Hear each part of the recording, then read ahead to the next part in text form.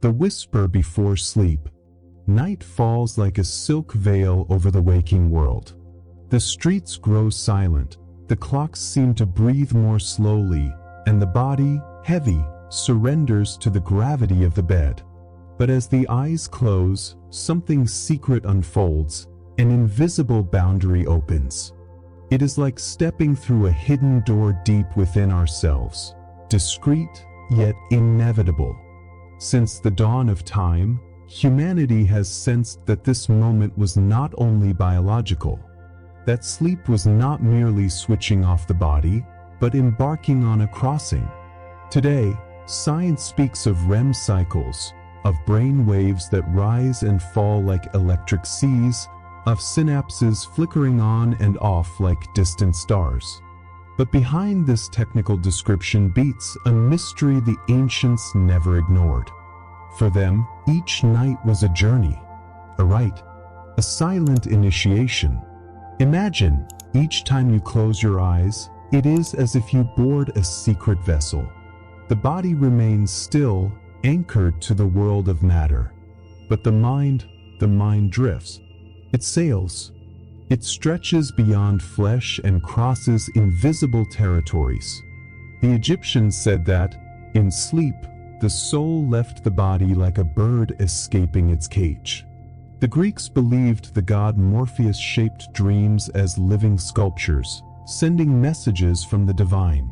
For the indigenous peoples of the Amazon, sleep was the moment when the spirit hunted in other dimensions, learning secrets never to be spoken in waking life. Beyond the veil. The secret crossing. These phrases echo like forgotten mantras, reminding us that something greater takes place behind the simple act of dreaming. What if we were wrong all along? What if dreams were not fleeting illusions, but parallel realities we visit every night? What if, while we think we are resting, we are actually crossing worlds? Science measures, but does not understand. The ancients, without instruments, intuited the invisible. Perhaps because they knew how to listen to what the night whispers when the body rests. That sleep is not an escape from the real, it is a touch of what lies beyond. And what if every dream were more real than the world in which we wake? The oracle of the night. The silence of night has always carried a sacred weight. For the ancients, it was not merely the absence of sound, but the space where the invisible could speak. It was in sleep, in that suspended territory, that gods and the dead found a breach to cross into our world. In ancient Egypt, priests guided pilgrims into temples dedicated to the goddess Sekhmet. There, men and women lay in stone chambers, surrounded by hieroglyphs that told of cosmic battles. They were not there to rest. They were there to incubate dreams, to receive messages, to hear the oracles of the night. Picture the scene, torches lighting the walls, the scent of resin lingering in the air, and dozens of bodies lying on the cold floor, waiting for a god to lean down and speak in their visions. When they awoke, dreams were reported to the priests, who translated the symbols into counsel, omens, or cures. Dreams were not accidents. They were audiences with the divine. In Greece, the same ritual took place in the temples of Asclepius, the god of medicine. The sick traveled miles to reach the sacred shelters, where they spent the night in silence, waiting for the god to manifest in a dream with healing. And many reported waking with precise instructions, the name of an herb, the gesture of a ritual, even the command to move to another city. The dream was prescription. The dream was medicine. In Babylon, kings kept official interpreters of dreams at their side. They believed no kingdom could survive without reading the messages of the night. A dream left uninterpreted was like a sealed letter from the gods. Messages of the gods. The dream as prophecy. These phrases echoed through temple halls and palace corridors, reminding all that reality did not end in waking life. The future spilled into the present through dreams. Every symbol was a map, every vision a warning. The ancients did not see dreams as something subjective or psychological, but as a cosmic phenomenon. For them, when we dreamed, we were truly in contact with greater forces. What we saw was not metaphor, it was territory. And here arises the question, if so many peoples distant from each other, Egypt, Greece, Babylon, the indigenous tribes of the Americas, reached the same conclusion, were they all merely imagining? Or had they perceived something we have forgotten? The dreamer's message is only the beginning. But for many it went further, because dreams were not only messages, they were journeys. The body that stays, the soul that leaves. The body rests, the chest rises and falls in a slow, almost ritual rhythm. But who can say that, in that moment, only the body is truly there? For the ancients, sleep was living proof that the soul was not bound to flesh. They believed that when we drift into sleep, the spirit slips away gently, like a thread of smoke escaping through a crack in the window. The body remains heavy, still, but the essence continues its journey. Imagine a boat anchored at the pier. It sways lightly, held by invisible ropes, while the sails, freed, open to the wind and point toward the horizon. So, the ancients said, is consciousness during sleep. The body is the boat, the soul the sail. The cord that binds them is fragile, yet real. This image echoes across cultures. Among Siberian shamans, sleep was seen as a necessary journey. The spirit left the body to hunt knowledge in other realms, bringing back healings, visions, and omens. In Egypt, they called this invisible cord threads of gold, which kept the soul tied to the physical body. In Greece, they said Hypnos, god of sleep, and Thanatos, god of death, were brothers, because to sleep was a temporary death, a brief crossing of the soul into the realm of the unseen. The soul travels, the thread of life. Accounts of out-of-body experiences confirm this same mystery in modern times. People who say they saw their own bodies lying below, watching from above, while passing through walls, flying over cities, or meeting luminous beings in places they cannot name. And what if these stories were not delusions?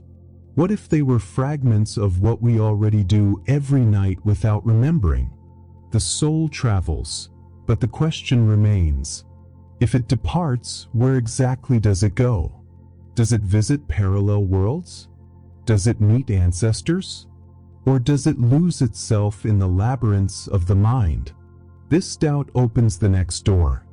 A labyrinth of 7 passages, described in myths that survived as echoes of something we may still be living each night. If the soul travels, where exactly does it go? The labyrinth of the 7 gates. The soul travels, but it does not drift through empty space. When we fall asleep, according to many ancient peoples, we enter a labyrinth of multiple planes, 7 layers of reality, 7 hidden gates that open like concentric circles of a greater mystery.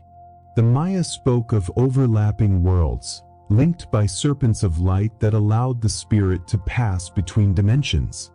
For them, dreaming was crossing the trunk of the cosmic tree, the axis that joined Earth to the heavens and the underworld. In Egypt, they believed in Duat, the invisible realm where the soul faced trials and enigmatic symbols. Sleep was a silent rehearsal for that crossing, each dream a training for eternity.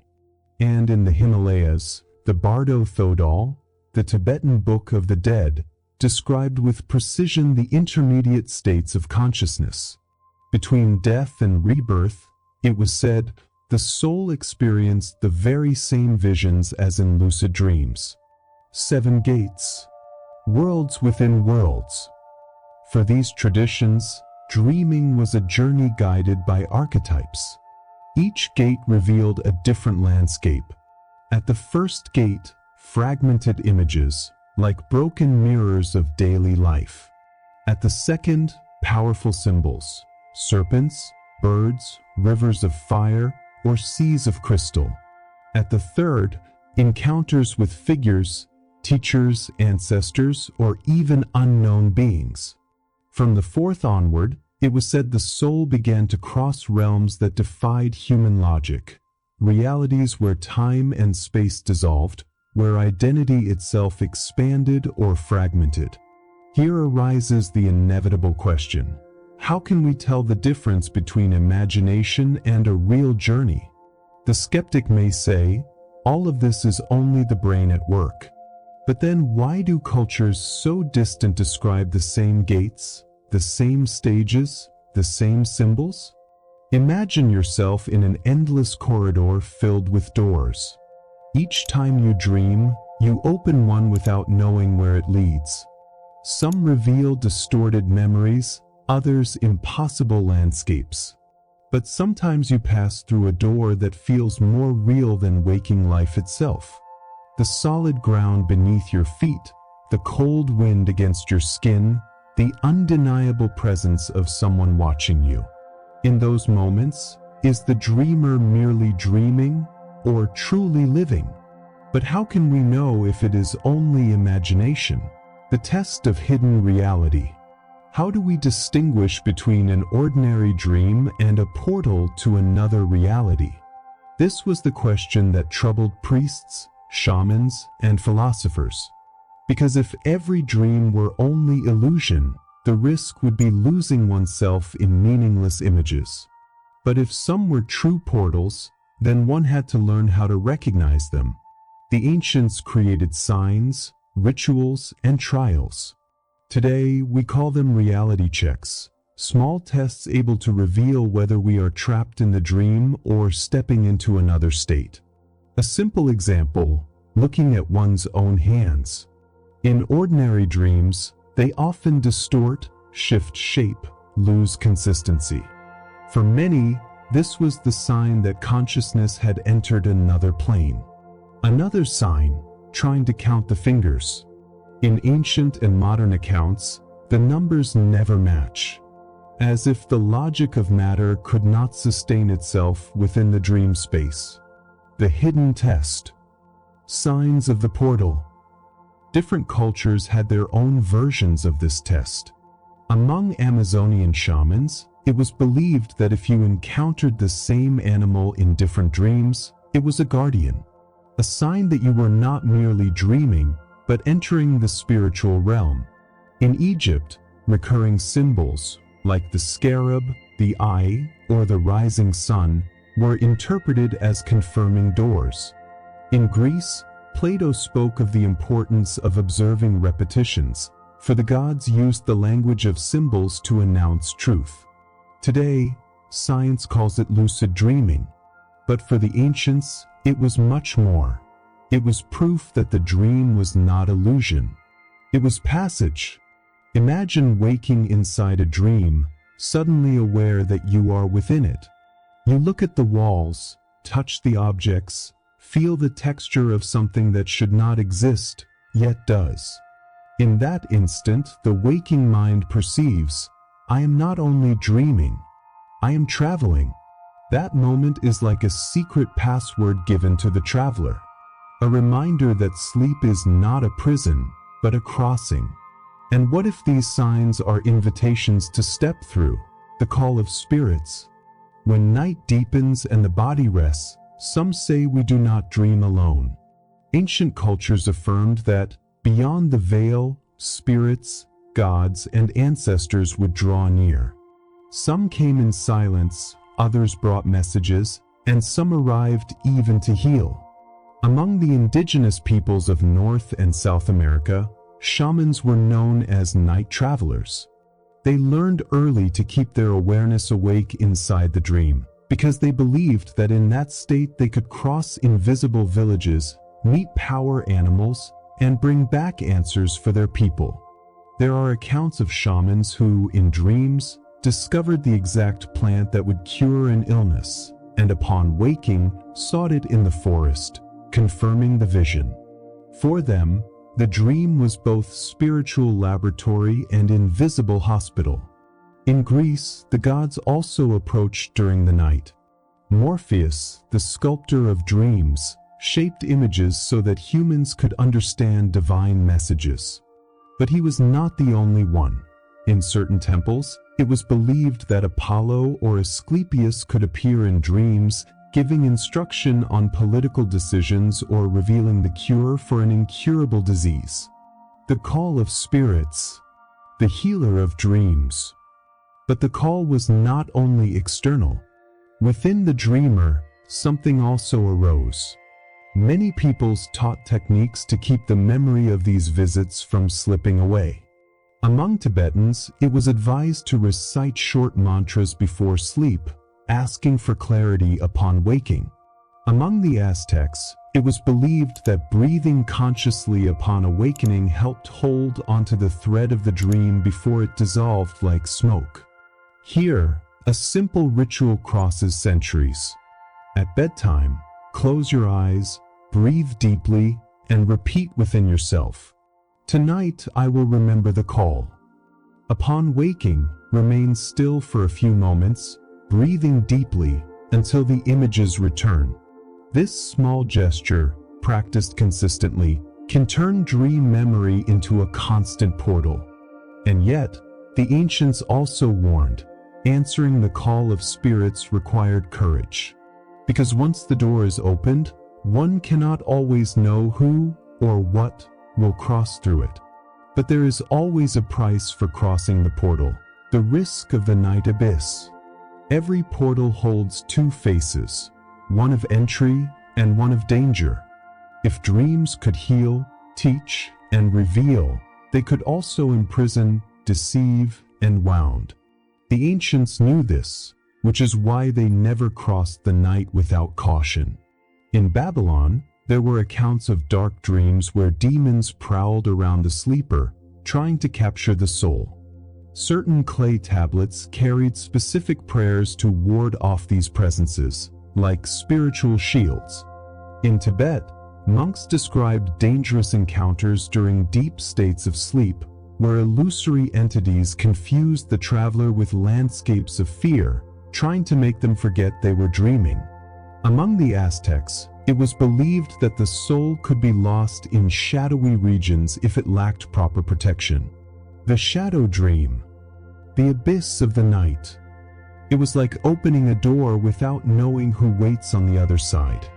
Because if the dream is a real space, then we are not the only ones who dwell there. Other beings, forces, or consciousnesses could wander within it. Some benevolent, others not.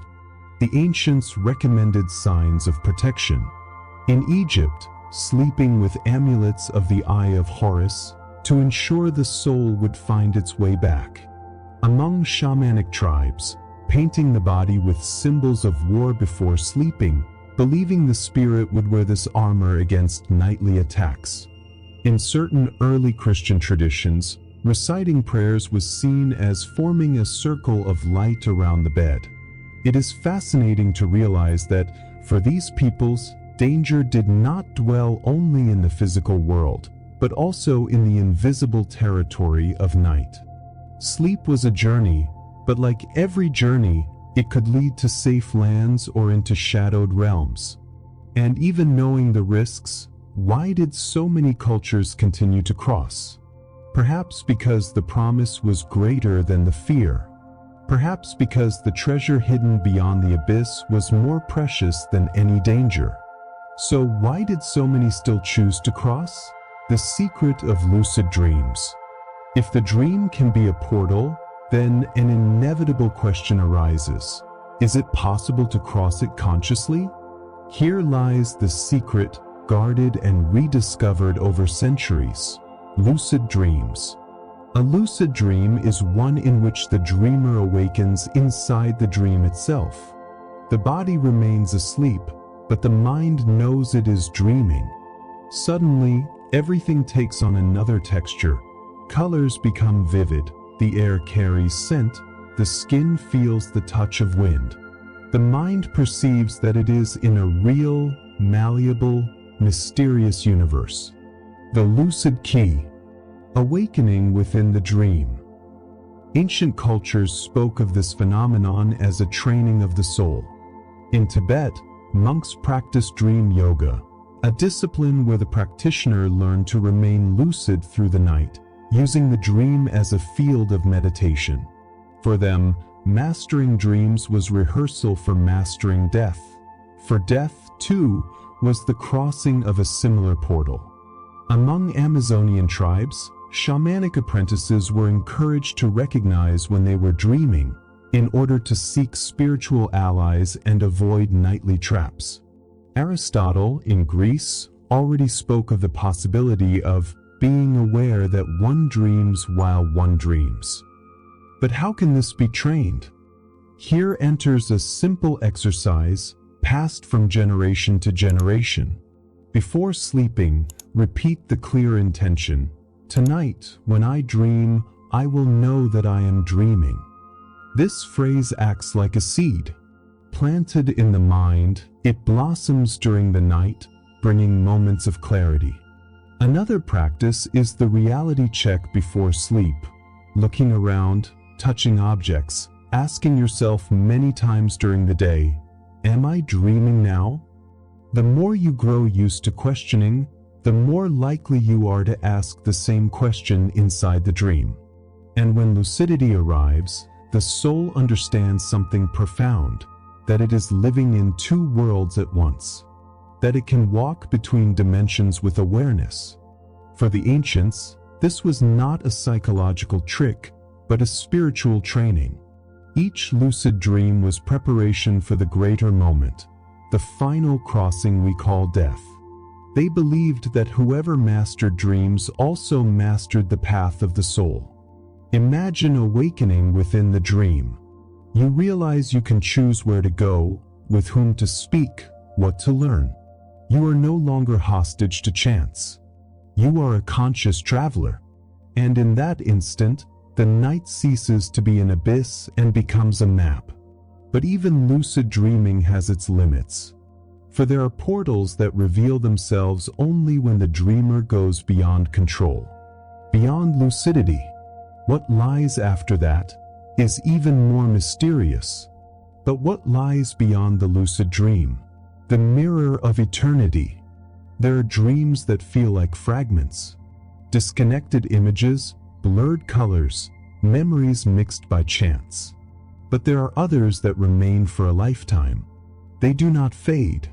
They engrave themselves on the soul as if they were memories of something already lived, or yet to come. Many ancient peoples believed that certain dreams were more than messages. They were mirrors, reflections of a time that does not follow the straight line we know.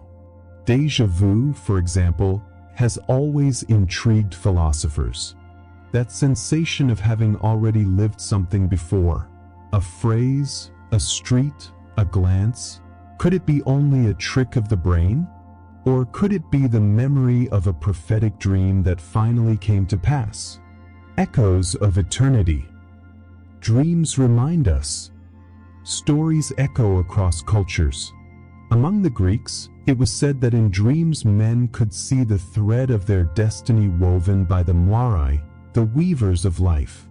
In African traditions, it was believed that ancestors visited the living in dreams, not as symbols, but as real presences, carrying counsel and warnings. In the East, accounts of spiritual masters describe dreams that anticipated encounters, revealed dangers, or announced inner transformations. And even today, how many speak of dreaming about someone's death before it happened? Or of seeing a place in dreams that they only encountered years later, yet felt strangely familiar? If dreams are only illusions, how do we explain their ability to foresee, to recall, to echo beyond time? Perhaps that is what dreams are, a mirror of eternity. A fragment of a script already written in the soul, revealed piece by piece on the screen of waking life. When we dream, perhaps we are not inventing, we are remembering. Remembering a future that already exists in some dimension. Recognizing that time, seen from the other side of the veil, is not a line, but a circle. Picture yourself before a still lake on a windless night. The moon reflects upon it in perfect clarity. Now throw a stone, ripples spread, distorting the image. So are our dreams, reflections of eternity distorted by the waters of the mind.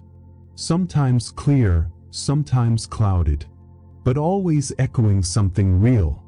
And if dreams show us fragments of eternity, then perhaps the secret is not in them.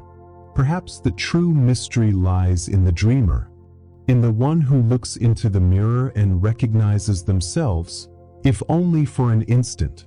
Perhaps the real secret is not in the dream, but in the one who dreams.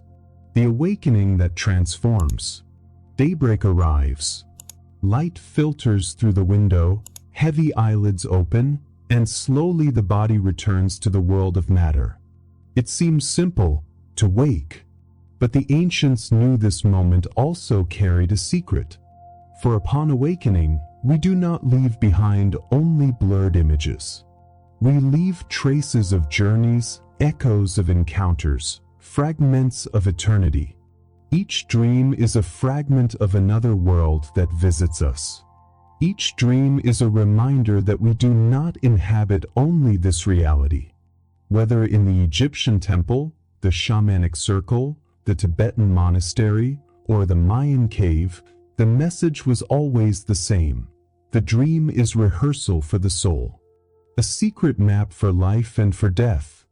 Proof that consciousness is not confined to body or time. Awakening, then, is not the end of the journey, but its integration. The invitation is simple. Remember, carry with you the signs, the symbols, the messages, because each dream may contain a key to understand who we are, where we came from, and perhaps even where we are going. The ancients believed that ignoring a dream was to waste a gift. It was like receiving a letter from the gods and leaving it unopened. Today, we may not have priests to interpret them, but we have something even more powerful, the ability to pay attention, to listen with the soul. Imagine if every morning were seen as an opportunity to decipher a fragment of the infinite. Imagine if every piece of dream were treated as a clue to a greater destiny. Life would cease to appear random and would begin to reveal its secret architecture. And perhaps this is the greatest teaching of all cultures that came before us. Do not fear the night, for within it lie hidden doors. Do not fear dreams, for within them the soul remembers itself. Do not fear crossing, for there has always been more than one reality awaiting you. Do not fear crossing the doors of night, for when you dream, you are not escaping reality, you are touching the infinite that has always awaited you.